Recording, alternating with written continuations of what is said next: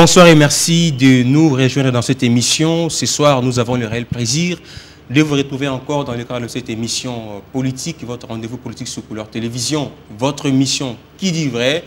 Nous avons le grand plaisir de recevoir dans le cadre de cette émission politique de débat ce soir, tout d'abord, le nouveau venu pour cette émission, M. Félix Fwamba. Bonsoir. Bonsoir. Votre micro. Bonsoir. Vous êtes cadre de l'UDPS, mais vous évoluez actuellement au sein de l'école du parti. Bienvenue. Merci beaucoup. À votre droite, M. Jean-Baptiste Bomanza. Bonsoir. Bonsoir, monsieur le journaliste. Conseiller politique du président de l'Union pour la Nation et coordonnateur adjoint, chargé des communications médias et porte-parole de l'UNC. Bienvenue. Merci beaucoup, surtout député gommé par la volonté de la majorité. Vous cessez d'ajouter cela. En face de M. Bomanza et Félix Fwamba, le camp de la majorité, M. Papintamba, bonsoir. Bonsoir, M. John Papintamba. Papintamba. Vous êtes du PPRD et le chargé de communication numérique du chef de l'État. Bienvenue ce soir avec nous. Je voulais toujours dire que j'interviens régulièrement sur les médias électroniques pour le compte, bien entendu, du pays et éventuellement du chef de l'État. Mais je ne suis pas chargé. Merci pour la précision. Et également, nous recevons le tout dernier invité pour le compte de la majorité, le pasteur Marcel Makoloko Tambola. Bonsoir, pasteur. Bonsoir. Analyste politique et proche de la majorité présidentielle. Merci de m'avoir invité. Bienvenue. Merci. Voilà, les décors étant plantés, avant d'attaquer l'actualité, nous avons bien voulu vous balancer cet élément aussi qui est d'actualité que nous avons eu à tourner le week-end dernier. Un élément qui présente les 6 titres de députés nationaux sortants, législatives passées, et qu'on voudrait bien recueillir les impressions de nos invités qui sont ce soir avec nous. Je crois que si la régie parle le même langage avec nous, nous allons suivre cet élément et nous allons nous retrouver pour la suite de cette émission politique. Suivez.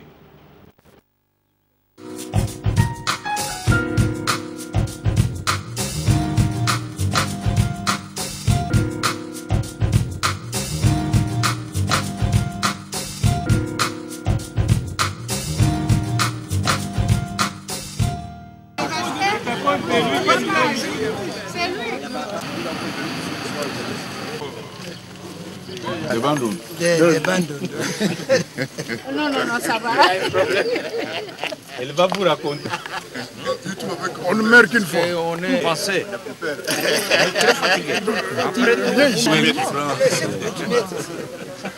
Ils sont combien? Ils étaient là. Des bandes. Des bandes. Ils ont fait la pluie et le bon temps à l'Assemblée nationale de la République démocratique du Congo, édition 2006-2011. 5 ans jour pour jour, ces députés nationaux sortants ont rendu de loyaux services à la nation par le contrôle parlementaire, voire sanction de l'action de l'exécutif central et surtout en votant des lois pour la bonne marche de la République. Bravant la pluie qui a arrosé la capitale de la francophonie ce vendredi, ces députés, dans la dynamique de parlementaires pour la paix, les élections crédibles et transparentes, ils ont fait un sit-in à la primature pour réclamer le paiement des arriérés de leurs émoluments. On ne meurt qu'une fois. On est passé.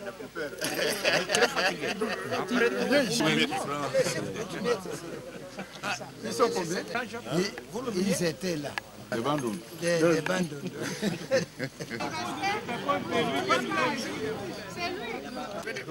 Non, ça va. Elle va vous raconter.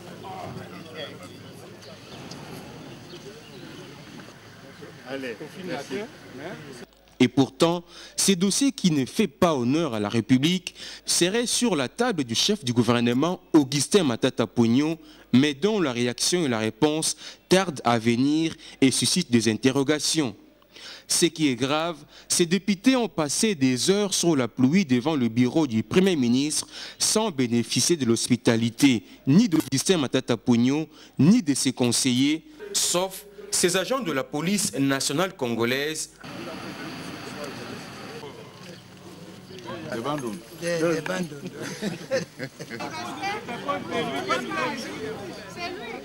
Non, ça va. Elle va vous raconter. l'on pouvait peut-être croire que nos élus de 2006 se sont trompés de porte, ce qui n'est pas aussi vrai, car leur présence ici est loin d'être un simple fait fortuit, qui fait obstacle au paiement des arriérés de ces députés. Sinon, selon certaines affirmations, le gouvernement Matata Ponyo les fonds à cet effet. Tout compte fait, a tout intérêt à régler ces dossiers, ça à faire.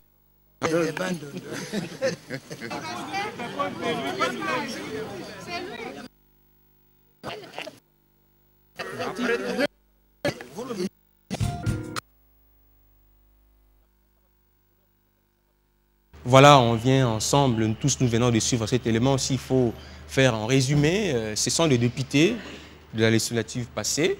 Ils sont allés faire un sit-in à la primature pour réclamer le paiement de leurs arriérés. Ils parlent des arriérés, sinon de leurs émoluments qui doivent percevoir. Parmi eux, il y en a ceux qui habitent la province, qui doivent rentrer, mais ils sont bloqués à Kinshasa à cet effet. Malheureusement, ils n'ont pas été reçus, ni par le Premier ministre, encore moins par ses conseillers. Sûrement, il y a eu peut-être hasard du calendrier, mais on voudrait bien avoir les impressions de nos invités. D'abord, M. Bomanza, vos impressions par rapport à cet élément. Merci beaucoup, monsieur le journaliste. Avant de donner mes impressions, je vais introduire l'émission d'aujourd'hui en me référant à deux compatriotes. Lesquels? Un, c'était Nabé, et l'autre, c'était un artiste et musicien. L'abbé a composé une chanson célèbre. Ils n'ont pas de nom, ces deux Congolais. La chanson est connue, vous pouvez découvrir cet abbé à travers sa chanson.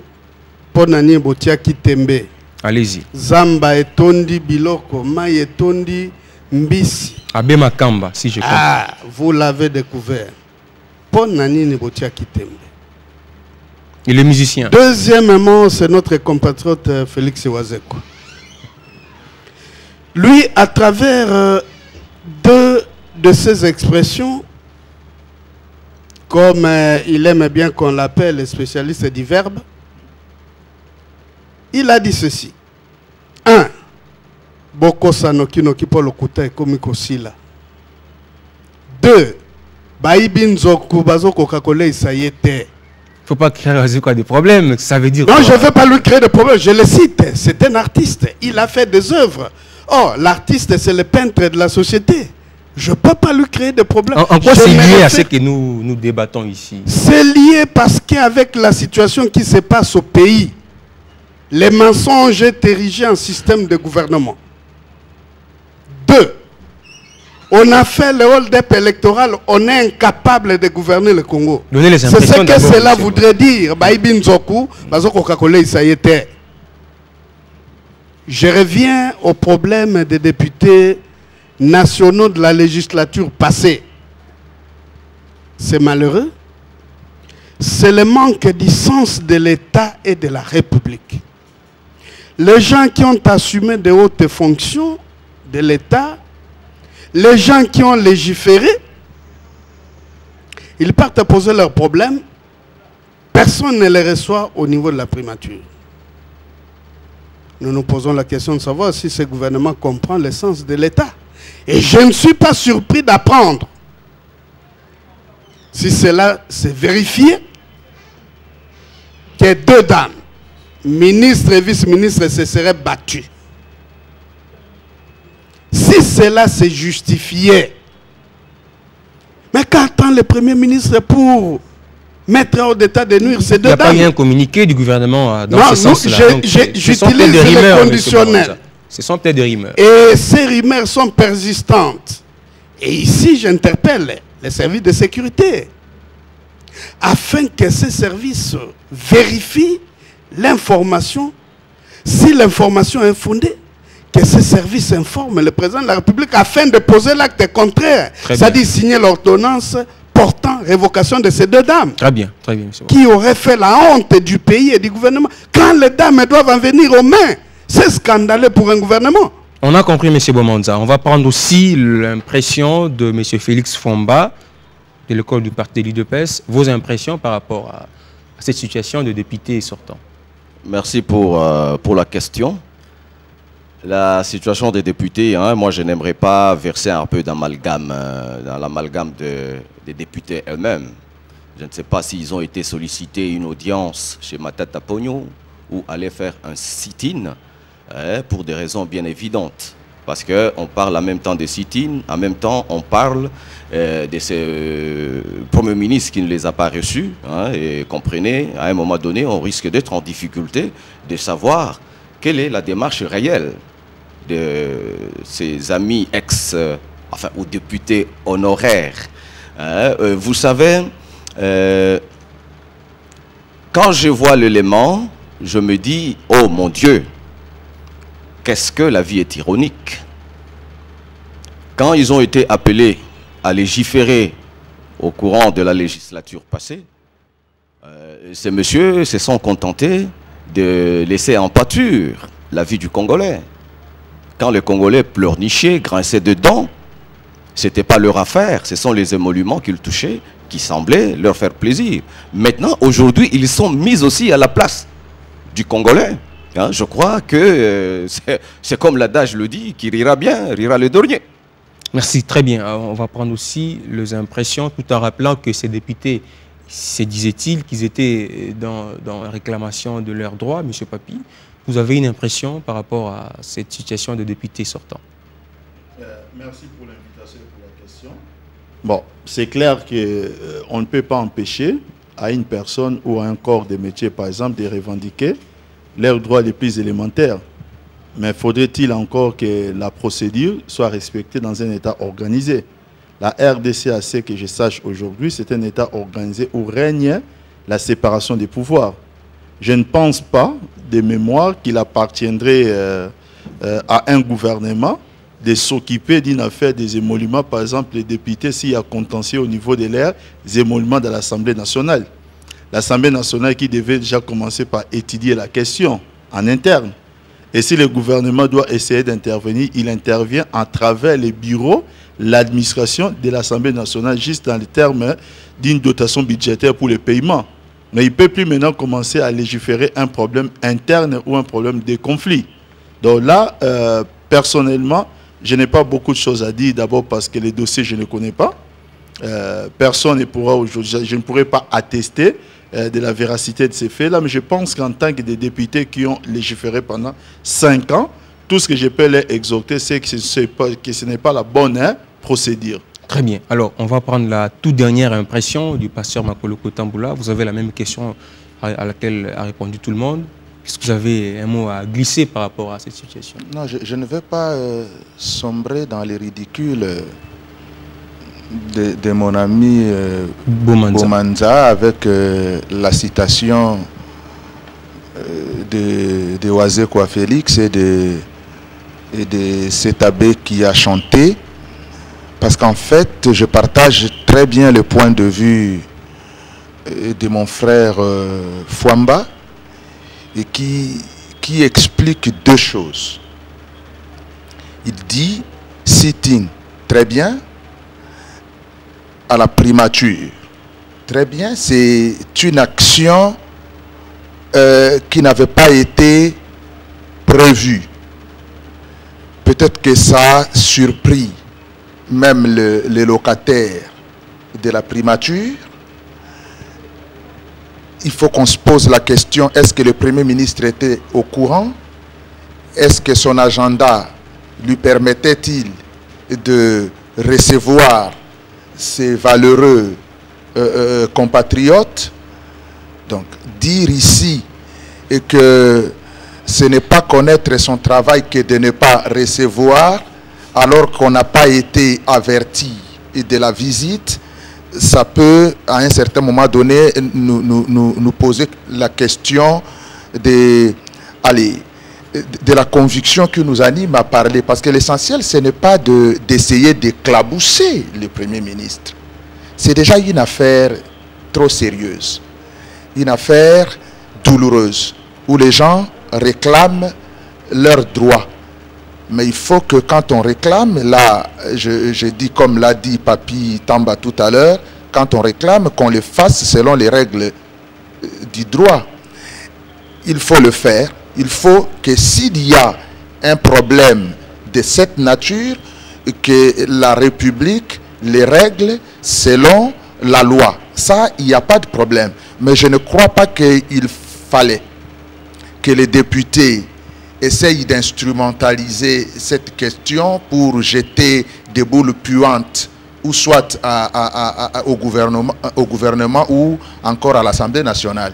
Il y a des textes de loi qui régissent ce type d'affaires. Il faut que ça soit suivi, hein, cette procédure soit suivie pour que les règlements soient donnés. Très bien, pasteur Marcel Makoloko Tamboula, vous gardez encore le micro parce que vous avez encore la parole. Avec votre autorisation, nous allons passer à l'actualité. 2 sujets sont retenus pour ce soir. Nous sommes attendus cette semaine au Conseil de sécurité sur convocation de Ban Ki-moon, la RDC, le Rwanda et le M23. Nous allons tous nous retrouver autour de la même table pour parler, n'est-ce pas, de cette situation, l'agression de l'Est. Le deuxième sujet, effectivement, ça sera le dossier de Lumbala qui alimente aussi l'actualité. Tout d'abord, pasteur Marcel, je crois que c'est dans quelques jours, c'est cette semaine, effectivement, que nous tous nous irons avec cette force négative, le M23, avec le Rwanda qui soutient effectivement cette force négative qui dérange la paix au Congo. Et nous aussi, nous allons tous nous retrouver à New York. La mission, quelle mission que vous confiez à la délégation congolaise pour ces assises? Non, il ne m'appartient pas de confier une quelconque mission à la délégation congolaise. La délégation congolaise conduite par le président de la République lui-même, connaît ce qu'elle va faire là-bas. Selon la communication que nous avons suivie et selon l'actualité, c'est que c'est à la suite de l'invitation du secrétaire général des Nations Unies que la délégation congolaise va au siège à New York. Il y aura aussi les Rwandais qui y seront, parce qu'il y a un sommet entre le président de la République, Joseph Kabila, et son homologue rwandais, Kagame Paul, tous les deux autour du secrétaire général des Nations Unies. Je n'aime pas beaucoup votre manière de poser la question quand vous introduisez les M23 dans les couples Kagame et Kabila aux côtés du secrétaire général. Il n'y a pas les M23.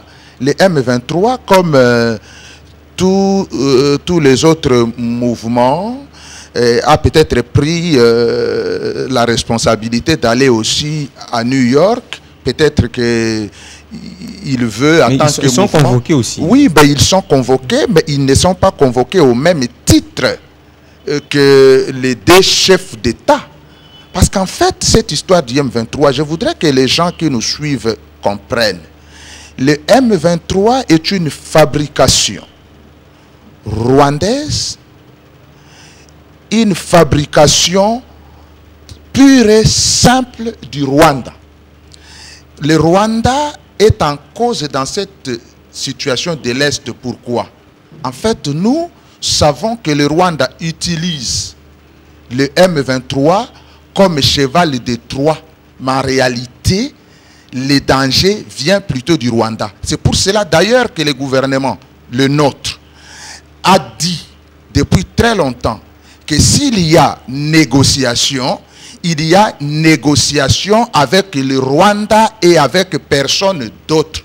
Parce que les M23, c'est en fait la pointe de l'iceberg dont la base se trouve au Rwanda. Très bien.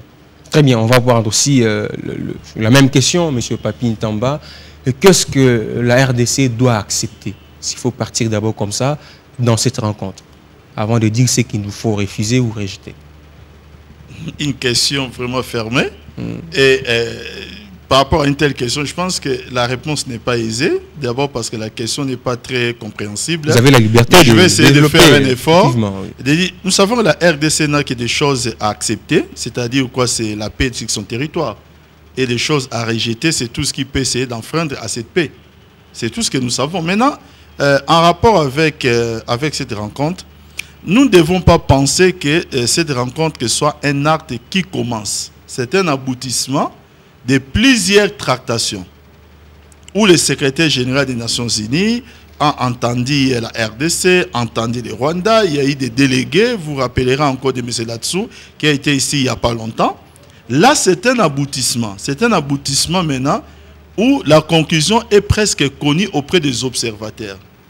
C'est une confirmation, cette séance, nous voulons tout simplement qu'elle soit une confirmation maintenant, que cela puisse donner un cadre de condamnation légitime du pays agresseur qui est le Rwanda à travers un mouvement qui s'appelle les M23. Et moi je pense que les chefs de l'État et la délégation congolaise, ils vont dans ce sens-là. Je suis en train de vous dire qu'il y a des précédents. Bon, nous n'allons pas essayer de dire tous ces différents précédents puisque les Congolais qui suivent l'information les connaissent. Donc c'est un peu ça que nous devons considérer. Donc nous devons aujourd'hui, ne serait-ce que spirituellement, soutenir notre délégation qui est partie sur place. Nous devons être de cœur avec les chefs de l'État pour que maintenant que ce sommet soit maintenant un sommet important pour mettre fin à cette malheureuse affaire qui continue à tuer notre population. Très bien, M. Papi Tamba, M. Félix Fouamba, vous avez la même question. Quelle est l'opinion de l'opposition par rapport à cette rencontre que la RDC devrait avoir autour d'une même table avec le Rwanda et si vous voulez le M23 face effectivement au CG de l'ONU le 27? La rencontre du jeudi 27 prochain, à mon sens, fait partie de énième rencontre pour rien. Énième rencontre pour rien parce que, comme les deux co-débatteurs ont essayé de le présenter, bien que M. Makolo Kotambola a essayé de faire voir que le M23 ne représentait rien, mais n'empêche que le secrétaire général des Nations Unies a trouvé bon d'inviter ces M23 parce que la République démocratique du Congo est en train de présenter le M23 comme étant l'autre face cachée du Rwanda. C'est en fait le Rwanda qui est là. Quand bien même on a essayé de présenter la chose dans le sens d'un mouvement congolais qui éventuellement peut se faire instrumentaliser par le Rwanda dans un but bien précis.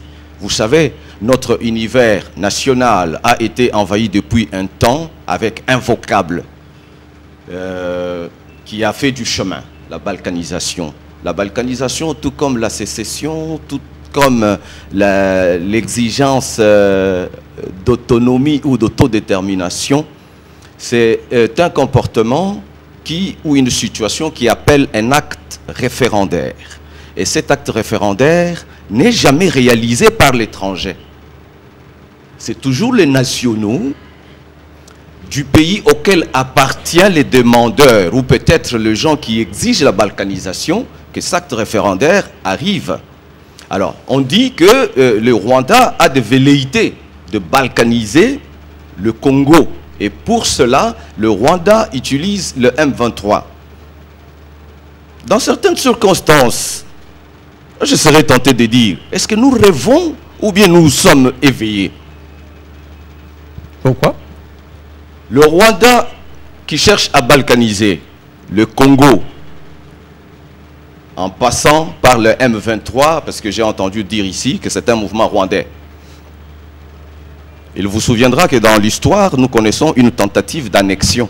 Quand un pays étranger a des velléités sur un territoire étranger, on appelle ça annexion. Il y a eu une tentative qui n'a pas été acceptée, qui a créé beaucoup de problèmes avec le temps, et lesquels problèmes ont conduit même à l'arrestation et à la mise à mort de Saddam Hussein avec les Koweït. Ok? Avec le Koweït, Saddam Hussein a dit que c'était une énième province, je crois la 9e, hein, comme il disait, la 9e province de l'Irak. Il a cherché à annexer, alors que les Koweïtiens n'avaient jamais demandé une certaine forme d'autodétermination. Alors, les autres, on n'a pas parlé de balkanisation, on a parlé d'annexion. Le Rwanda tel qu'il est là, Il a chuté, à un moment il a donné, chuté. oui, à un moment donné, nous devons nous poser la question. Le Rwanda tel qu'il est là, il peut supporter sur ses épaules la balkanisation du Congo et vivre dans l'avenir. Très bien. Alors, Monsieur Jean-Baptiste Bomanza, vous avez la même question. La position de l'opposition par rapport à cette rencontre prévue ce jeudi. Vous avez quelle opinion? Merci beaucoup, monsieur le journaliste. Je regrette le propos de Pasteur Makolo.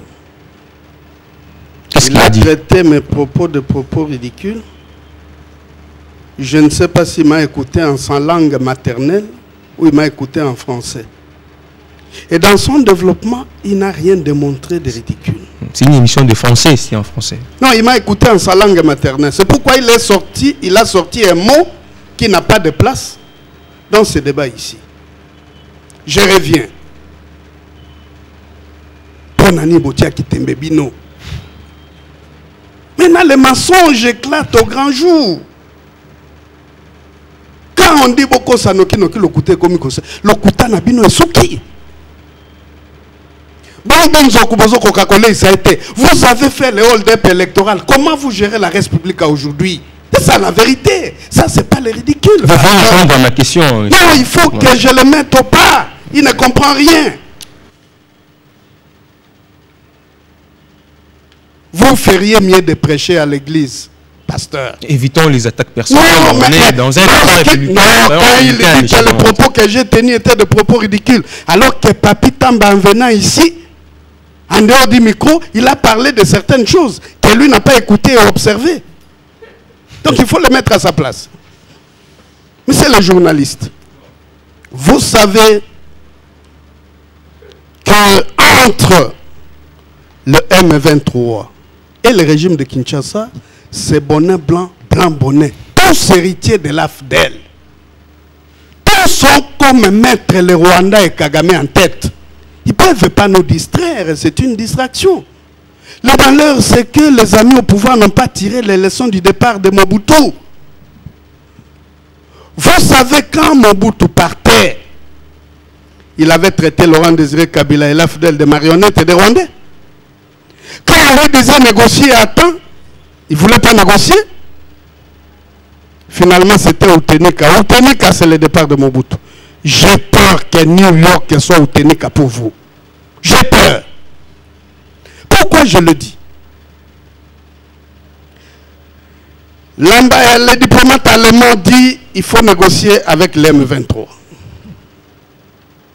Le représentant spécial pour le Grand Lac, Papi l'a cité tout à l'heure, il dit qu'il faut considérer le M23 et évaluer même les accords du 23 mars. Vous l'avez suivi. L'Union africaine dit qu'il faut intégrer le M23.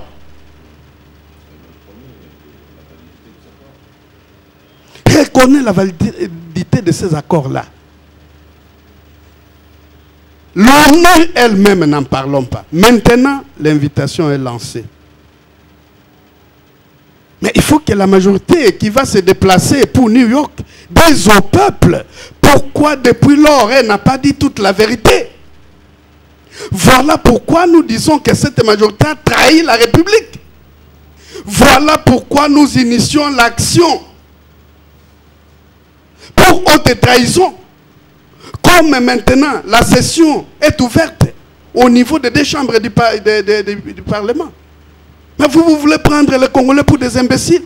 Vous avez menti en coulisses, vous négociez avec les M23. Quand vous criez à travers les médias, vous dites autre chose. Maintenant, vous êtes rattrapés. Très bien. Voilà pourquoi j'ai cité Wazek quoi. Boko Sanoki no Kilokute comme Kosila. Très bien. Merci beaucoup, M. Jean-Baptiste Bomanza. Pasteur Makolo, on va essayer d'évoluer, évitons des attaques personnelles. Soyons républicains dans ce débat, je vous en prie, et je recommande à tout le monde. Il faut le lui dire parce que c'est lui qui a ouvert les hostilités. Il est vrai que le gouvernement n'a pas voulu des négociations avec le M23, mais aujourd'hui, nous allons nous retrouver autour d'une même table avec ce M23 et les Rwandais. N'est-ce pas là encore une autre forme de négociation avec cette force irrégulière? Écoutez, négative? D'abord, je vais inviter mon ami et frère Jean-Baptiste Bomanza à avoir le sang-froid parce qu'on ne peut pas débattre dans de l'agitation. Deuxièmement, je vais citer, parce qu'il a cité Oazekoa, il a cité le prêtre, je vais citer Valéry Giscard d'Estaing, l'abbé Makamba, qui a dit il faut laisser les choses basses mourir de leur propre poison.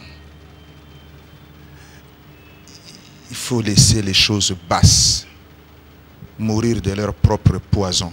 Parce que ce que j'ai écouté tout à l'heure, pour moi, ce sont des contradictions et des contradictions terribles que je considère comme choses basses. En même temps, il parle du hold-up électoral. En même temps, il dit maintenant que l'Assemblée nationale a repris. Il faut qu'on traite la question de la haute trahison. Ben, fait, je ne sais pas si les gens qui nous suivent à la télévision comprennent quelque chose à l'argumentaire de Bomanza.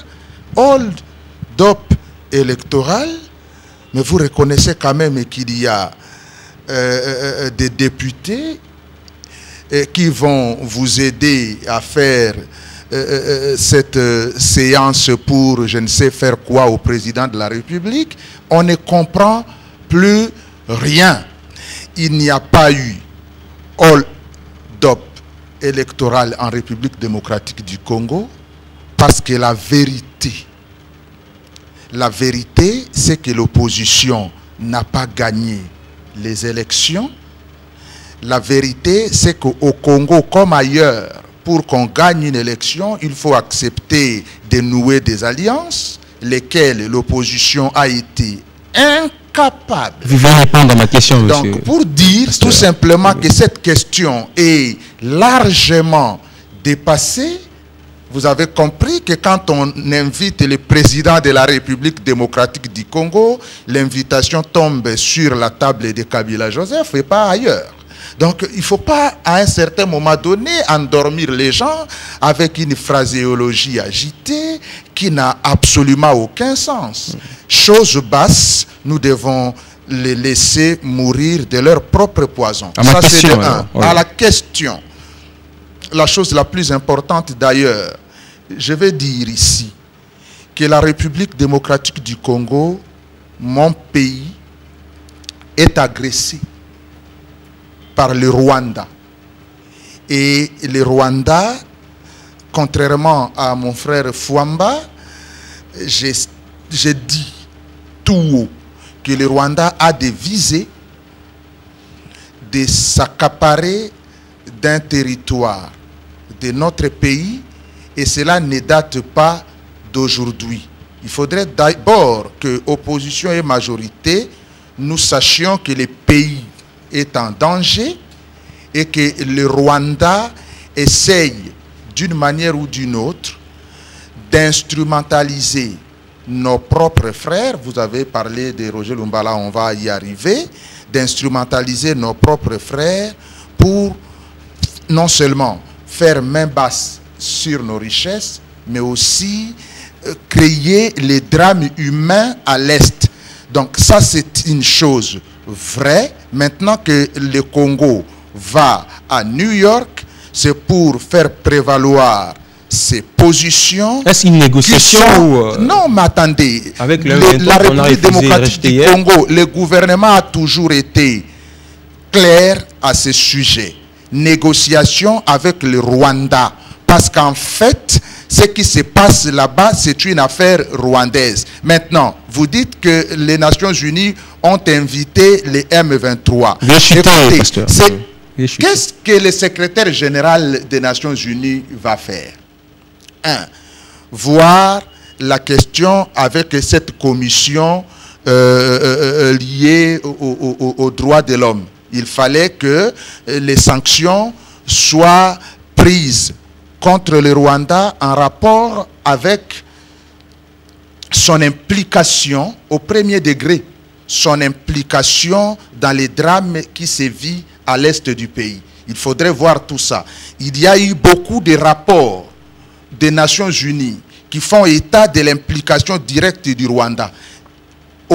là-bas aujourd'hui à New York, la question, est-ce que les Nations Unies, de manière tout à fait sans aucune ambiguïté, vont-elles sanctionner le Rwanda? Ça, c'est la position que va défendre le gouvernement de la République démocratique du Congo. Il faudrait que le Rwanda soit sanctionné, ça c'est de un. Deuxièmement, il faudrait que la question de la sécurisation de nos frontières soit à l'ordre du jour, parce que il faut que cette guerre cesse, et c'est là que je parle, comme l'a dit Papi, nous allons là-bas pour rechercher la paix pour nos populations. Très bien. Et tout ce qu'il faut faire, nous le ferons pour que, les frontières nationales soient respectées, que le Rwanda rentre chez lui, que le Rwanda soit sanctionné pour les tueries et que la République démocratique du Congo vive enfin en paix dans toutes ces configurations. Merci pour la bonne compréhension, M. Papi. Il y a une question sur le statut même de cette rencontre. Ça sera une simple rencontre avec nos agresseurs, ou c'est une négociation finalement que nous avons rejetée hier, qui est devenue presque une obligation aujourd'hui avec le Conseil de sécurité? Merci beaucoup, John. Il y a de l'étonnement, et je peux dire beaucoup d'étonnement, dans l'amalgame que je constate par rapport à cette histoire. La RDC, d'abord, va à New York dans une position d'un pays agressé et d'un pays écouté. Et Rwanda va dans une position d'un pays qui est agressé de la RDC, dont plusieurs commissions en ont déjà parlé. Il va se poser maintenant un problème, et je pense que je vais essayer de m'étendre un peu là-dessus pour amener un peu les Congolais à la compréhension. Parce que là, il y a des choses que nous entendons qui des fois frisent un peu, essaient un peu de toucher notre intellect. Lorsque nous avons signé un accord avec les M23 en 2009, premièrement, c'était un accord de paix. Par rapport à un mouvement qui sévissait dans notre pays, une rébellion de Kunda, de CNDP. En signant cet accord, c'était un accord congolo-congolais, dans l'esprit des Congolais. Ça veut tout simplement dire quoi? Il y a une certaine classe de gens qui certes peuvent avoir des ancêtres d'un pays étranger, mais qui ont émigré chez nous depuis 3 générations. Les Congolais ont tout simplement constaté qu'entre les frontières de 1885 avec certaines choses qui s'en suivent et les jours que nous avons hérité notre pays en 1960, il a été plus sage de considérer qu'en 60, en héritant notre pays, on avait déjà des gens qui vivaient sur notre territoire depuis 3 générations et nous pourrions les considérer comme étant des Congolais pour signer un accord de paix. Il s'avère aujourd'hui qu'à travers un mouvement, ça a commencé par un cas de désertion, nous constatons que ceux-là qui ont émigré chez nous ont gardé leur âme au Rwanda. Et c'est un peu d'apporter certaines précisions. Ils ont gardé leur âme au Rwanda. Quand moi, pour quelqu'un comme moi qui vit en France, j'ai mes enfants aujourd'hui qui vivent en France, comme on peut avoir d'autres personnes qui sont en France depuis 3 générations. Ces gens-là, lorsqu'ils ont besoin de leurs identités, car tout ce qui s'ensuit, ils ne viendront jamais en RDC. Les débats au niveau de la France peut-être se poseraient sur l'identité nationale. De voir si ces gens-là, à qui on a donné la nationalité, se comportent-ils comme des Français ou peuvent-ils trahir la nation française? C'est un autre débat. Nous constatons aujourd'hui, par rapport à un débat sur l'identité nationale congolaise, que des gens que nous avons acceptés, des gens que nous avons considérés comme étant des Congolais, ces gens-là ont gardé leur âme au niveau du Rwanda pour maintenant participer à la trahison, comme nous essayons de le constater aujourd'hui. C'est un motif sérieux de remise en cause de quoi? D'un accord. Très bien. Un motif très sérieux de remettre en cause un accord. Maintenant, il se passe que, à travers maintenant ce mouvement de M23, il y a maintenant le Rwanda qui fait se focaliser, se reposer dessus. En se reposant dessus, le Rwanda maintenant doit encore les nationaliser. Pour les nationaliser, le Rwanda va travailler avec des Congolais. Ces Congolais-là, nous les trouvons où dans la classe politique congolaise? Ce n'est pas dans les camps du pouvoir. Nous les trouvons dans l'opposition. Et c'est simple, cela peut se vérifier par les déclarations. Lorsque ces gens-là aujourd'hui parlent du M23 et du Rwanda, en suivant seulement la télé, je prends à témoin n'importe quel Congolais. Ils sauront par les discours des hommes politiques congolais qui sont d'obédience avec les Rwandais et qui ne sont pas d'obédience avec les Rwandais. Les statuts de la rencontre du Conseil de sécurité. Cela, je suis en train de vous dire que c'est une histoire où nous savons que les observateurs politiques de notre pays savent déjà quel sera le dénouement. Pour cause, M. John, le 19 septembre, il y a encore quelques jours, c'est-à-dire en moins de 10 jours, j'ai dit bien en moins de 10 jours entre la date du 27 et du 19, la sous-commission du Sénat américain s'est réunie sur la cause de la RDC, où premièrement le Rwanda n'était pas représenté, il y a juste un pasteur, c'est-à-dire c'était un évêque méthodiste qui était là présent, congolais de Lubumbashi, je pense, qui a représenté la cause congolaise. Qu'est-ce que nous avons constaté? C'est que parmi les 5 intervenants, eh bien, parmi les 5 intervenants, il y avait un certain monsieur. Ce monsieur-là, c'est la voix pratiquement autorisée de toute l'Europe occidentale dans les chancelleries, qui devait maintenant expliquer au Sénat américain pour savoir quelle sera la position des États-Unis d'Amérique par rapport à la cause rwandaise. Il a parlé en avocat de la RDC. Partout dans cette affaire, quand les gens s'expriment, leur point de mire, c'est-à-dire leur point de référence, vous savez c'est quoi? C'est le travail accompli par les services de renseignement congolais. Très bien. Quand les services de... Permettez-moi, John, je pense avoir un peu moins de temps pour expliquer un peu certaines choses. Qu'est-ce que nous avons constaté avec cette histoire de M23? Pour que nous puissions remettre en cause un certain nombre de choses. Les services de renseignement congolais, en premier, je parle de civils et militaires, ils ont démontré, avec des indices concordants et des éléments de preuve, qui ne sont pas contestés jusqu'à ce jour, que dans les M23, il y a des éléments rwandais, recrutés au Rwanda, qui interviennent dans les M23 pour déstabiliser la RDC. Ça a été démontré. 1. Les experts sont venus des conseils de sécurité. Ils l'ont confirmé. Je vais finir par là. Ils l'ont confirmé. Lorsque nous avons été entendus au niveau des conseils de sécurité, les deux pays, ça a encore été comment? Confirmé. C'est pourquoi je vous dis qu'il y a déjà un précédent qui fait que là, nous arrivons à la phase où nous devons passer, comme l'a dit le pasteur Makolo Tambala, aux condamnations.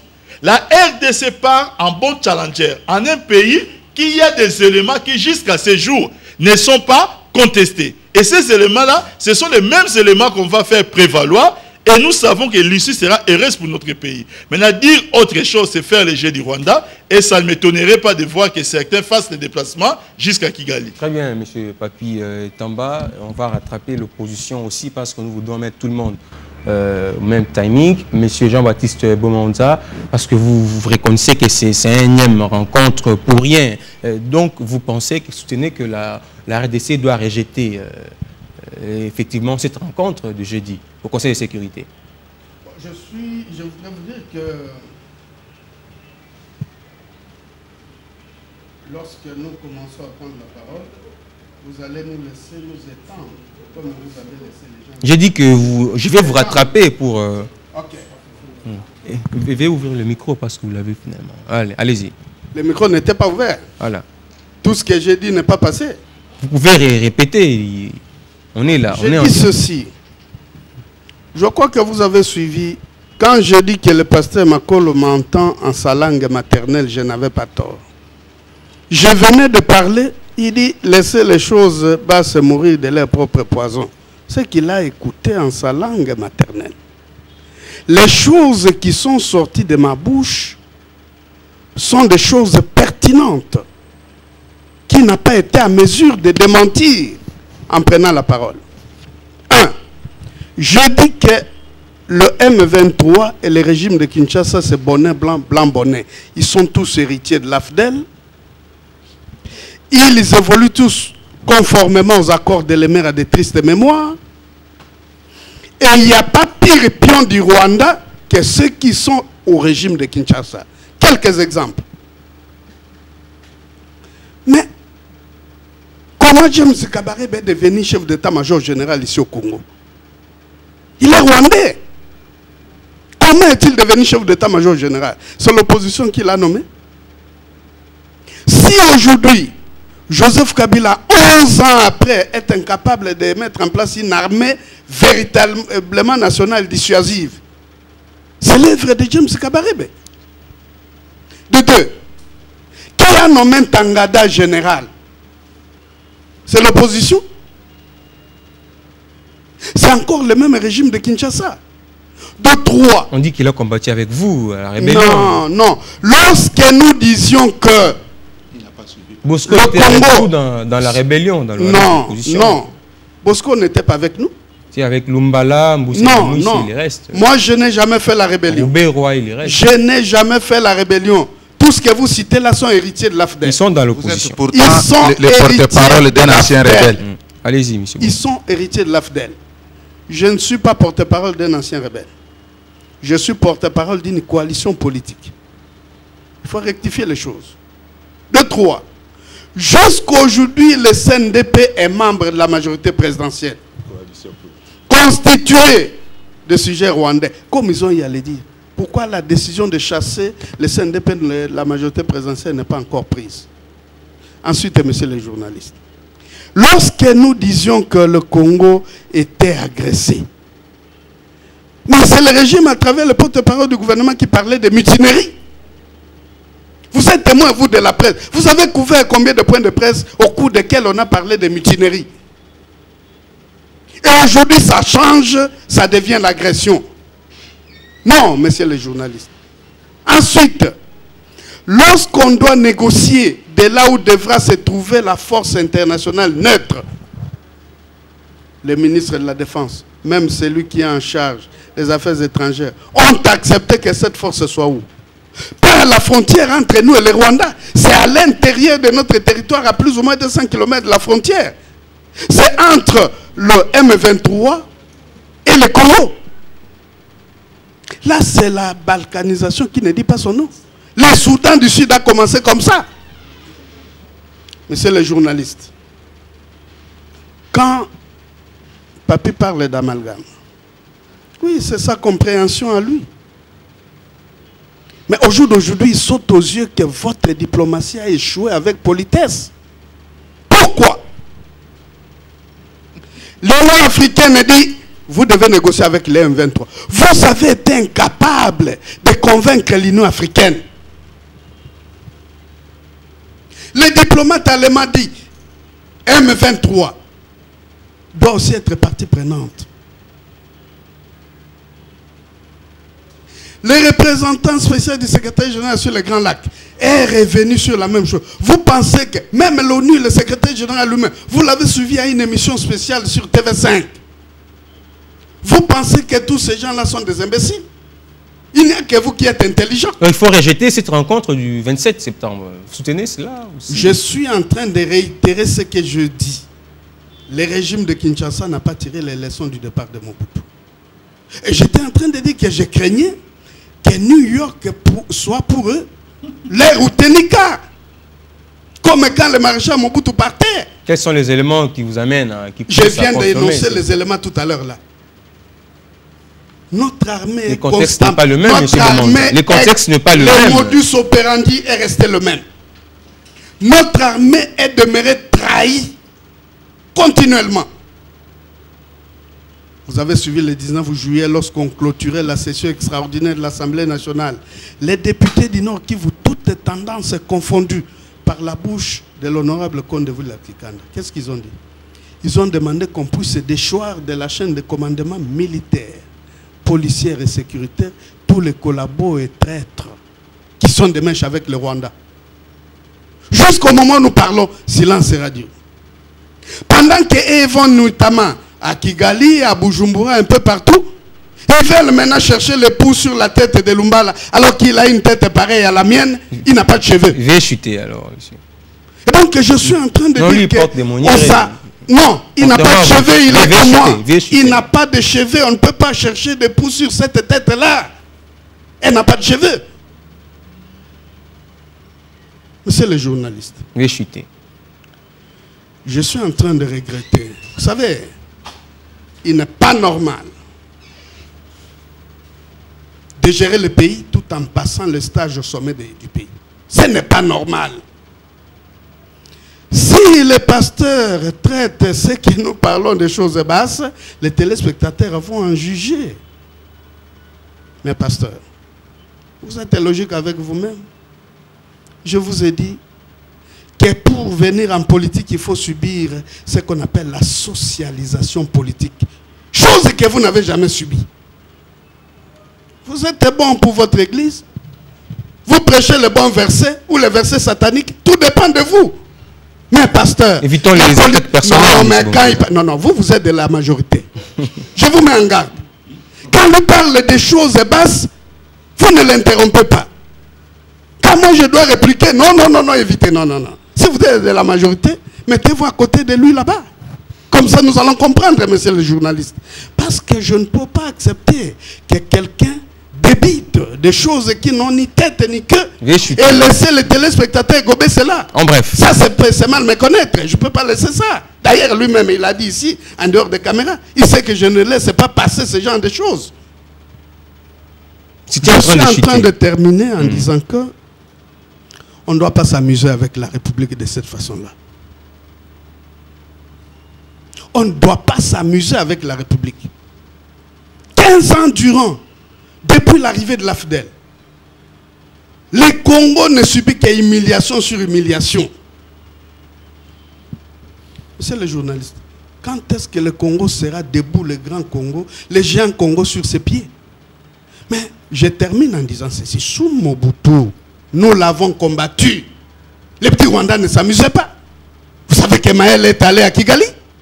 Il est allé même récupérer le corps d'Arbi Arimana là-bas et sa famille. Peut-être nous subissons ses conséquences aujourd'hui. Non, parce que nous n'avons pas une armée véritablement dissuasive. Très bien. Et je termine en disant à son temps, Mobutu n'hésitait pas à mettre son uniforme militaire pour récupérer les quelques centimètres du pays. Et je dis que si c'est le Rwanda qui nous agresse, là où nous disons qu'ils sont traîtres à la nation, pourquoi ils n'ont pas coupé les relations diplomatiques avec le Rwanda?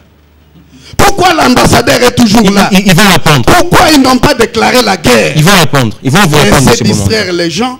Laissez de tenter de chercher le pouls sur la tête de Lumbala. Il n'a pas de cheveux. Très bien. Monsieur Félix Fwamba, vous l'avez dit ici d'ailleurs, c'était votre concept, votre terme, que c'était une énième rencontre pour rien, de rien. Pensez-vous que la RDC doit rejeter carrément cette rencontre du 27? Jusqu'à l'instant ou boycotter, comme vous aimez bien ces mots, boycotter.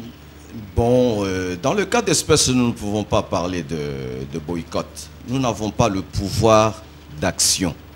Les gens qui ont le pouvoir d'action par hold-up électoral, comme il l'a souligné, ont tout fait à travers leur diplomatie pour que cette rencontre-là arrive. Ce sont eux qui ont fait pour que cette rencontre arrive à travers une diplomatie rampante. Hein, parce que la diplomatie, là, n'est pas à la hauteur. Avant peut-être de poursuivre avec la chaîne de ma pensée, j'aimerais attirer votre attention sur un fait. Allez-y. Il y a un commentaire finalement qui avait été fait autour du rapport de ces experts des Nations Unies à travers la MONUSCO qui a été à l'origine de tout ce que nous sommes en train de vivre. Et on a présenté que le monsieur Hedge qui a rédigé ce rapport, c'est un monsieur qui a émis ses émotions personnelles à l'endroit du Rwanda. Et c'est ce qui a fait que, actuellement, sur le plan international, les gens ont commencé à se poser une petite question autour de cette affaire-là du Congo. Mais j'aimerais, par rapport à cette question, pourquoi je dis que c'est une énième rencontre pour rien?